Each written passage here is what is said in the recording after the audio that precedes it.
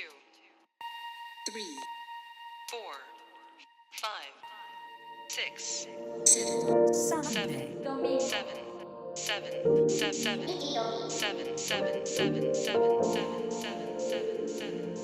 This is Amber Echoes, a space where we go deeper, embrace our imperfections, and we let go of the noise. Let's echo.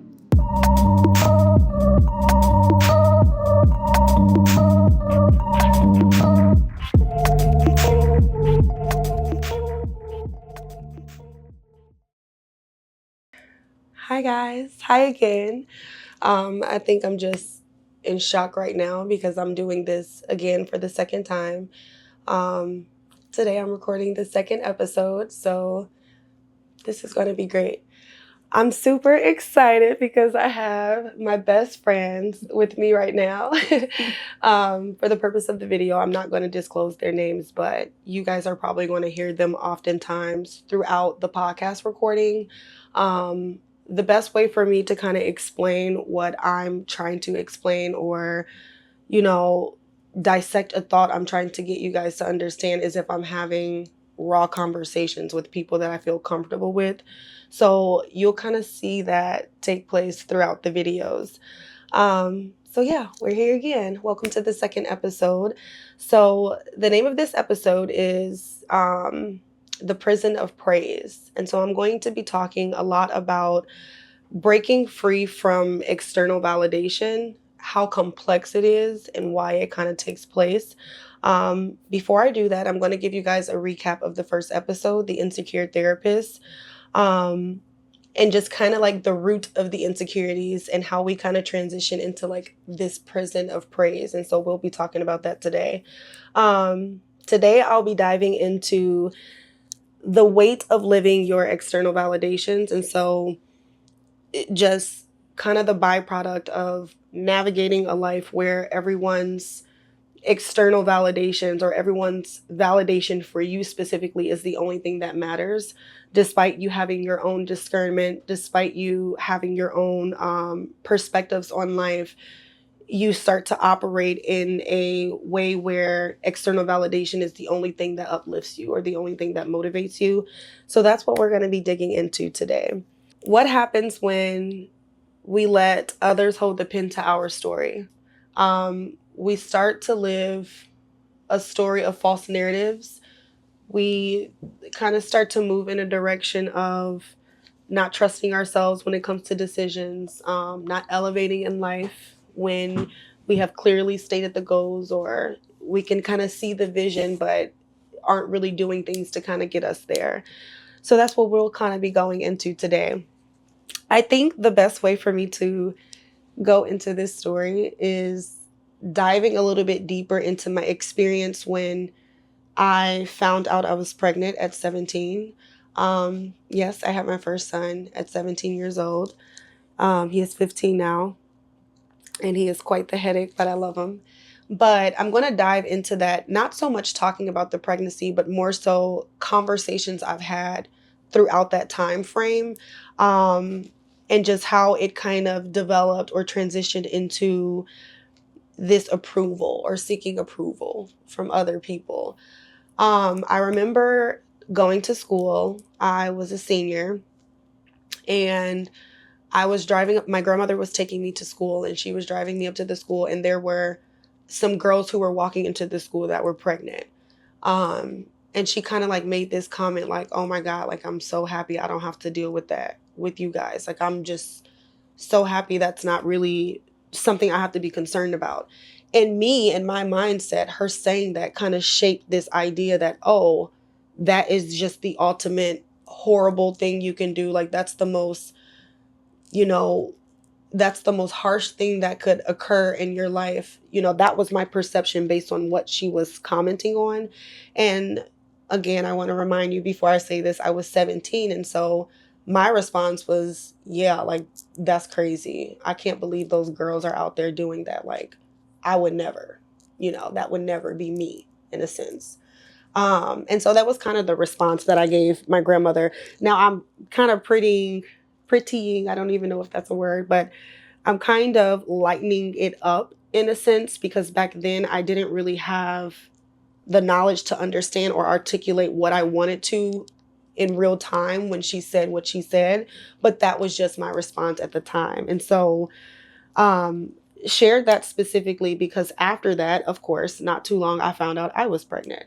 And so then now I'm kind of in this space of like already shaping this idea that if you are 17 years old and you're pregnant, you're less than. You automatically have that label because now you're in this unfortunate situation. And so it was kind of a collaboration of just the comments I would hear when I'm with the people that I care about, the comments that I would hear with my grandmother, you know, my role models, my mother, my parents, and their perspectives on that community or those specific individuals. Um, and so I really wanted to kind of share that to show you how already at this very young age, in my mind, I needed external validation to feel worthy of. And so even though I couldn't understand how I was going to take that into my life of now being a 17-year-old pregnant girl, you know, and I'm saying girl because at that age, I can't recognize anything I was doing that highlighted me as or that confirmed my adulthood, should I say. To me, I was still operating from a very childish demeanor. My mind frame, the decisions I've made, seeking validation from others and kind of making a lot of decisions based on that. And so, yeah, I wanted to kind of share that experience to highlight how you kind of stay in this space. You're kind of captivated in this prison in a sense, because anything you feel or do, it's not going to feel important unless someone else is saying that it is, unless someone is alluding to this is what you have to live up to. And so going from that conversation in the car and then fast forward a few months later, finding out that I was far into my pregnancy, I probably honestly, if I think about it, I think I was pregnant having that conversation with her. I just didn't know at the time. And so transitioning from that conversation to being that girl she just made a comment about, um, and transitioning from the response that I gave her of, oh yeah, that would never be me. Like I just can't see myself ever getting into that situation. And so it got very difficult moving forward because my idea now went from not only how do I navigate parenthood at a young age, but how do I now navigate having this perspective and showing that I'm worthy of? And that's where the overcompensating came. Seeking validation came, you know, and to give a broader example, maybe I'm in class and we're talking about a topic and I'm like, oh, I want to do this, right? I want to become, you know, a neuropsychologist. And I actually wanted to go in that direction. I'll elaborate on that in further episodes. But having that mindset and then maybe having a conversation with someone that doesn't really align with your core values, your morals, your beliefs, or that doesn't really align with a healthy form of validation. I'm not saying all external validation is negative, but a large portion of it is when you're operating from an insecure mindset. And so being in that space and having a conversation like, hey, whether it was with a friend, a colleague, another student that was attending the schools that I was attending, and saying like, hey, I want to become a neuropsychologist. And what if they said, really? Well, your background is into this and you're so young and you have so much going on and you're already a mom, right? What if that was the response, which I'll disclose oftentimes it was, you know, throughout this experience. But that being the response and then me taking that like bait, like just grabbing it in a sense that, oh yeah, they're right. I can't be a neuropsychologist because that's going to involve taking more years to go to school. And I have to meet these expectations of being a good mom. And even though I'm a single mom, I got to hold it all together and I got to keep it up and I got to keep doing it.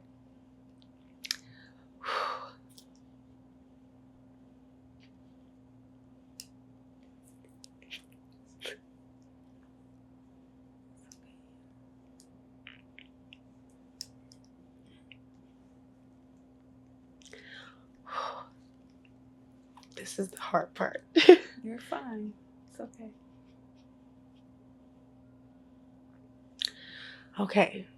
I need a second to get back to myself.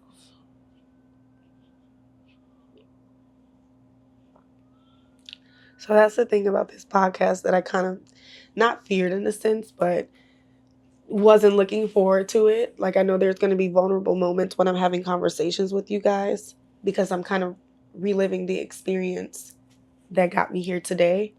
So that was a very vulnerable moment because I think even though I prep for these episodes and I talk about this stuff, when you talk about it in real time and you're not focused on practicing it, the emotions come up again. And so please bear with me as I recollect myself. But yes, and so sharing that aspect of my life to show you how powerful seeking and relying on external validation impacts you, and not in the best way, in a very negative way, because I operated in that space for so long. Like, I have to do this because I'm a mom. I have to do this because others are already counting on me to fail, so I need to do this. And so going back to having the conversation with others, for example, becoming a neuropsychologist and that being the response, and then you taking that and operating from that, so much time goes past, right? A year goes past, and that's your perspective of that reality. 2 years go past, and that's your perspective of the reality. So it stagnates you. And in a sense, it is a form of a prison because that is the only thing that you are relying on. And so, I really wanted to kind of highlight how if you don't acknowledge that and shift out of that space, you are putting yourself in your own internal prison that only you have control over. No one else has control over that. And so the minute that I realized that, and I want to clarify something because a lot of family and a lot of conversations I have, whether it's with colleagues or someone in my field, but the thought that because I'm a therapist, like gaining this information now, it's so easy for me to move forward. And that's just not the reality. You are trained to deal with other individuals' perspectives and what they're navigating in their life. But at the same sense, these wounds don't go away. You still have to navigate them no matter what you're doing, whether you're engaging in your career, parenting your child, engaging with friends, going out, whatever that looks like, you still are the only ones that have control over that. And so, what are some of you guys' ideas about like what I've discussed so far? Like, both of you are parents, you're married, you're a mother, you're a single mom. So from your perspectives, kind of sharing this, even though I like emphasized it in the sense of being a teen mom, what is your perspective on what I shared so far? Well, I can relate to the teen mom because I had my daughter when I was 17. I forgot So that. yeah, so I'm That's over why here we like, here. I'm over here like, oh, We know the struggle. So yeah, I understand it and trying to get that out external validation from others. And I know like, this is like a bad thing. Being a teen mom is considered bad. This is not what you're supposed to do. So now it's like you're working harder to get just positive Feedback. affirmation or Yeah, something from your parents because they're disappointed, of course. We don't want our babies to be teen parents as well. So I understand now that I'm this age. But back then it was just like, God dog it. Like, I think I just messed up. Like, this is horrible. Now I have to work extra hard to get that positive validation from my mom, from my dad, from my the adults in my family. That's how I felt. So I could definitely relate to what you were speaking to. Okay. And if you don't mind me asking, how did you feel personally about like, this is now your perspective? Like, I need to do this to receive this instead of like, oh, I can do this for me. Like, I can create this own perspective for me. Like, what, in your opinion, was the greatest impact of operating from external validation? I don't know. I think I relied heavy on, even up to like most recent, I believe I was dealing with this up until literally like months ago. I leaned on that. So external validation can be good. It can be healthy up to an extent. But if we just continuously have to rely on that, that's where it becomes, like, ugh, Yeah. because your self-esteem is low. And I feel like my entire childhood, my self-esteem was low. I always relied on outsiders to boost me up. I couldn't find that confidence, that self booster. Yeah, that was like, I can do this. Like, I can do this. I can become successful. I can become everything that's labeled as negative as far as despite me being a teen mom. Exactly.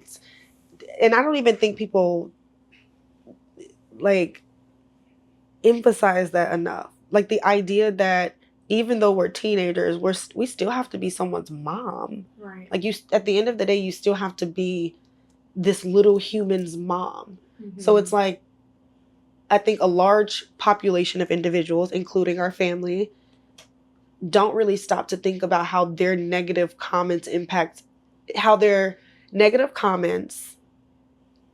our own perspective of how we're going to now be a mom. Yeah. It's like, yes, I did this thing, right? Yes, I got involved in this situation where I am now classified a teen mom. Mm-hmm. But it's like, that's not the only thing that defines me. I'm still human. Right. I still deserve to experience fulfillment. I still deserve positive affirmations.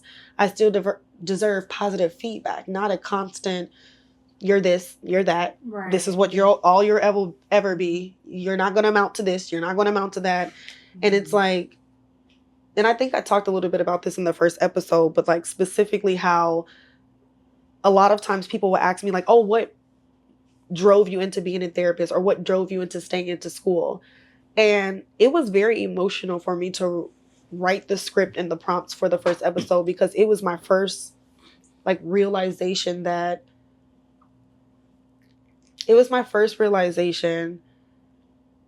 literally every decision I made was only because of someone else. Like, I'm going to go to school to show people I can still get an education. Mm-hmm. Even though I'm a 17-year-old mom, mm-hmm. I can show people that despite me being scared as shit to drive on the expressway, I'm going to get my license because I have to take my son to the doctor's office. I have to go grocery shopping. I have to go to school. I have to go to work. And so it was like, fuck how I feel.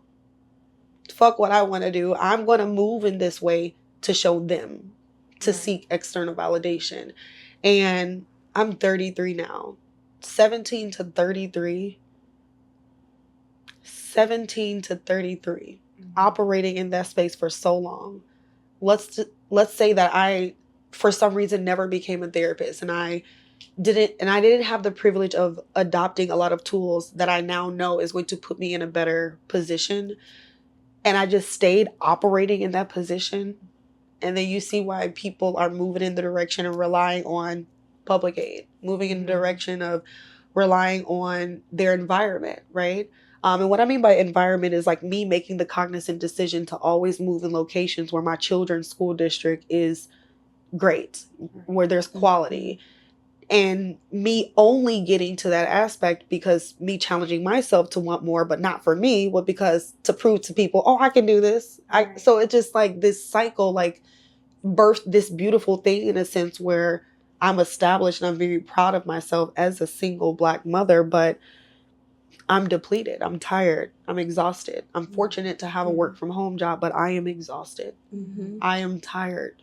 And it's like, if I've known what I know today about not being in this prison of praise, then I don't think I would be as tired.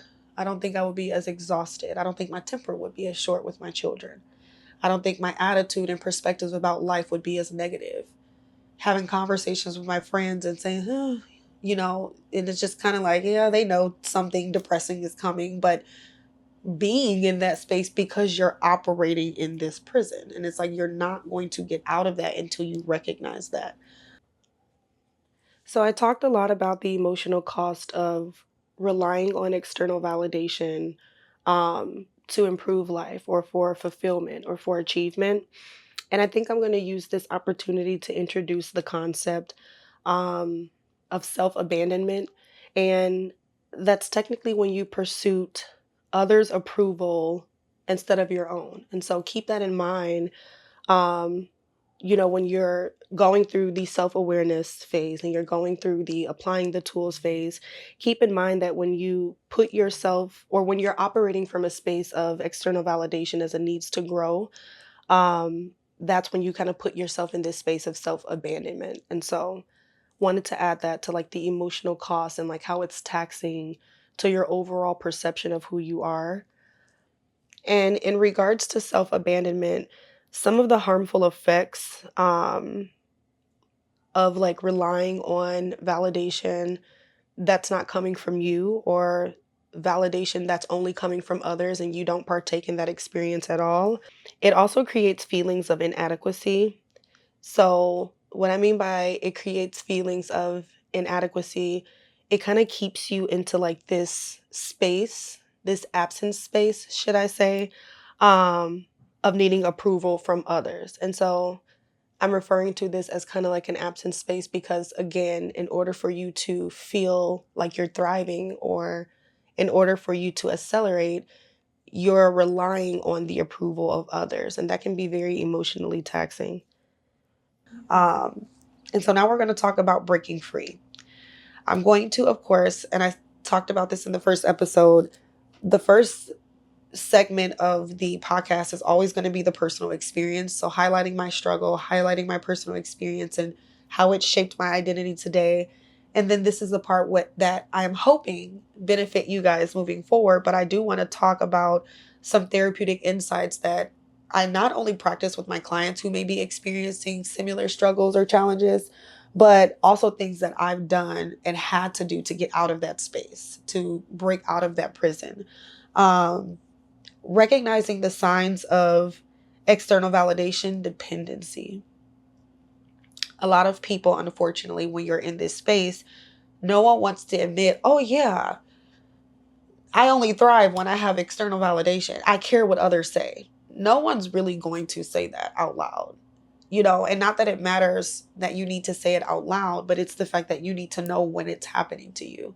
You need to know when you're operating out of a space of, I need to hear this person's opinion in order for me to move forward. And if you ever find yourself in that space, you are now a victim of the prison of praise. Now, of course, throughout life, we're going to experience this at random moments. I'm not saying like if you experience it, you're in this prison, but more so if it is impacting your life in a way where that's the only thing you're relying on, that is the only thing you see motivate or moves you in like a acceleration or an elevation in a sense, then yes, you are a victim of external validation dependency.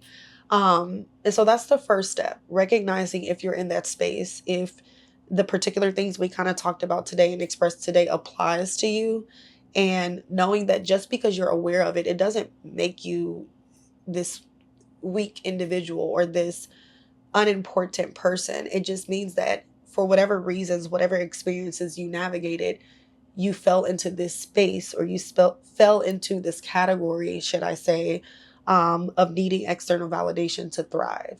And so it's awareness. Some of the tools that's worked for me, which I find it so hilarious because,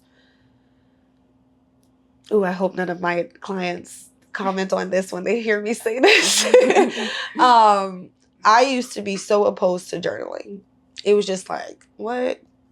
It's journaling. Like everyone talks about journaling. Everyone connects therapists with journaling. And so I just didn't want to fit that cliche description of a therapist, should I say. I did not want to sound robotic. But in a sense, when I was operating from that space, I honestly didn't really understand the benefit of journaling. So I will be honest to say that when I first started therapizing my clients, yes, we would talk about journaling prompts. Some situations are different.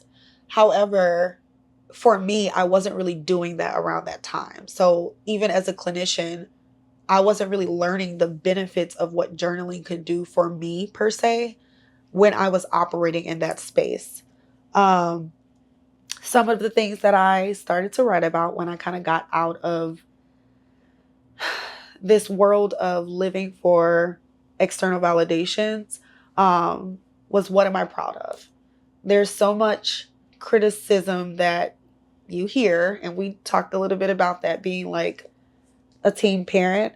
So you hear so much of that, you only have a small portion of your brain that knows what a positive comment looks like.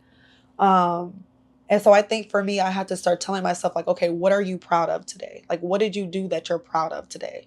And really holding tight onto that, like really just focusing on that aspect. And the idea was to replace the external validation. So what I would also like, what I would often fall to, like, oh, they're saying this, so let me go to that direction. It was me challenging myself to replace the external praise with like internal celebration in a sense. So it's like, okay, they say this, but what do I say? And what did I do to kind of highlight that? And so really kind of, I really want to elaborate on the importance of that. So just to kind of go back first, being aware of when external validation dependency is taking place, the journaling prompts and what you can say to yourself every day. But I really want to speak to the importance of getting to that space, like realizing, or your brain realizing, like, oh, well, we did this, so this is great, rather than they said this, so this is great. And so, me really emphasizing the ability, or really pushing yourself to challenge yourself to replace any external validation with internal celebration. What did you do? What steps did you take? Celebrating that at every opportunity, or any chance that you get. So I wanted to use this opportunity to kind of recap some of like the takeaways of this particular episode, Prison of Praise, and highlighting how not only the birth of my insecurity took place, but then the byproduct of that was seeking or needing external validation. Realizing when I was operating out of that space, and really challenging myself to say, like, no, like, you get to write your own story. You don't have to allow them to hold the pen for your story to be qualitative, or for it to be worthy of, should I say. What I'm going to do also, and I don't know if I touched on this in the first podcast, I have to take a look, but I'm going to start leaving links, and then like sharing some of the information and resources I talk about in the episode, so that you guys can kind of apply these tools to everyday life. I do have digital products coming out, so these are going to be digital workbooks where everything that I'm talking about today is going to be included in that, so that you can do these exercises yourself. I am not suggesting or saying that this is replacing therapy in any way, shape, or form, but I will be honest about the large population of people that often need therapy. And one of the primary reasons they can't access it is because they have a specific insurance. There aren't any needs in their population, or resources in their population, or their environment, should I say, their community. And so I'm going to start leaving links, and then more information on how you guys can access these tools. And let me know if you want to have a personal conversation with me on how you can do this. Like, if you find yourself struggling with any of these steps, for example, getting to a place of awareness, and you recognize that, like, why can't I fully accept that this is my reality? I'll go deeper into explaining how you can overcome that particular challenge. There are going to be roadblocks with this.